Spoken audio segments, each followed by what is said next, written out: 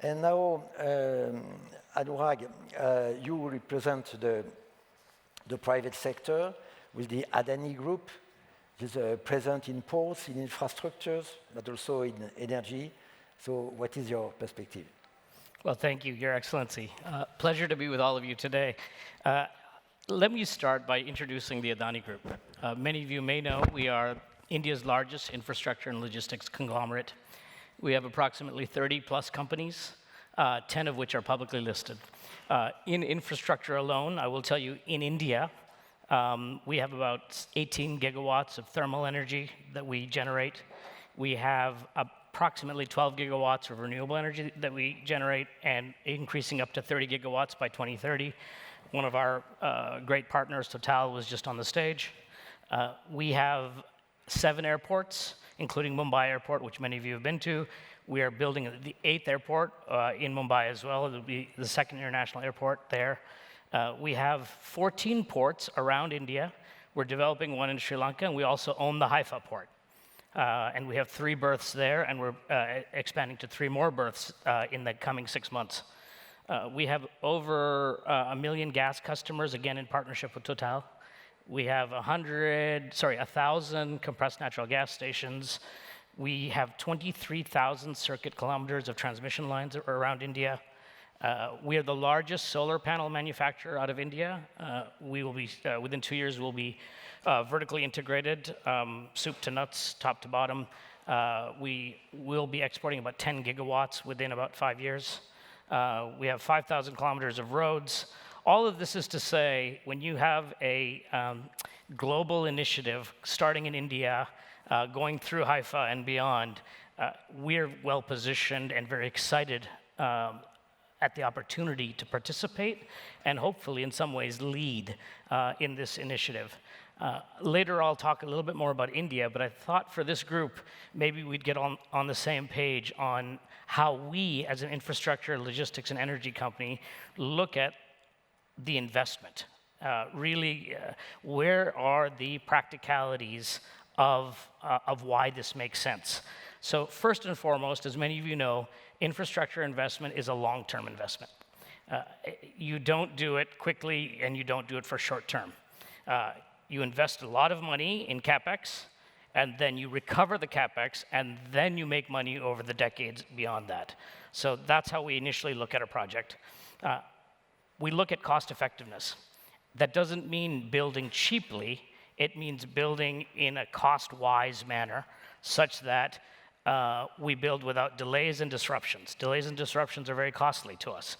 So as we look at whether it be the eastern corridor, the middle corridor, or the western corridor, we look at, will this be cost effective?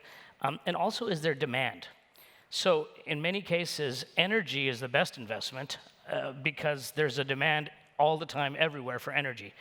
Airports, not always, sometimes, right? Everyone needs energy, not everyone needs an airport, right? So these are the things we evaluate along the way. I think the most important thing is innovation. Why invest in infrastructure if what you're investing in isn't going to be better than what is already there? So we are looking at this infrastructure investment in terms of making it better, right? So it's not just supply chain resiliency and providing alternatives, right? It is, can we do it better? Do we have better security?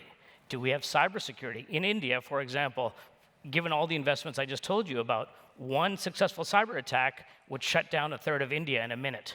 So cybersecurity is important.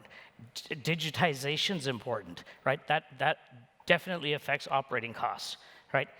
Then there's the intangibles, such as sustainability, right? Are we using renewable energy in the right way and in the most cost-effective way and deploying it in a manner that makes everyone better?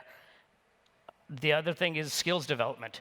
If you look at the entire corridor, there's a lot of opportunities to enhance the skills development in all of the affected countries. That actually helps our long-term durability of the project, and it benefits all the countries along the way. And then at the end of the day, there's the B2C, right? The customers, the people consuming the energy, the consuming the gas, receiving the shipments. we have to have that in mind, and many times in the current day, that also involves technology. Are the customers getting what they need in terms of next generation technology? With all that being said, I would like to just add one piece to this, which is if you go to the western tip of India, which is our flagship port at Mundra, and Your Excellency, you've been there, it's not just a port, it's a cluster of infrastructure. We have our solar panel manufacturing, our wind manufacturing there. We have our copper smelter there. We have thermal power there. We manufacture all of the pieces that go into solar panels. It's all in a special economic zone made for export. And we'll get to that in a minute, but generally speaking, the idea of having industrial parks along the way in the corridor is a great idea for a hub and spoke for all of the affected countries. Thank you, Anurag. You described the fact that Adani will be a significant player and partner for the IMEC. You operate the major port in India. You also are the owner of the port of Haifa, so you are directly implicated in the project.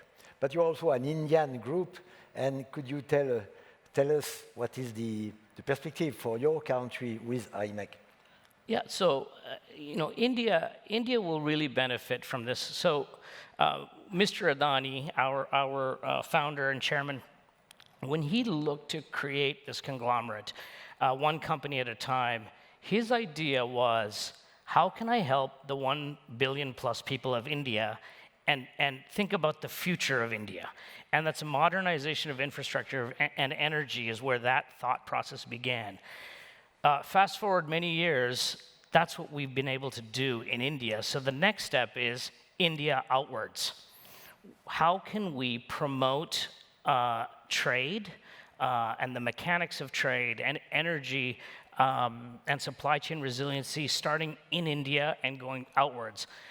And when we look at that, probably the best example is, well, first of all, you should know India's largest trade partner is the EU. Second largest trade partner is the United States. So all of it points in that direction.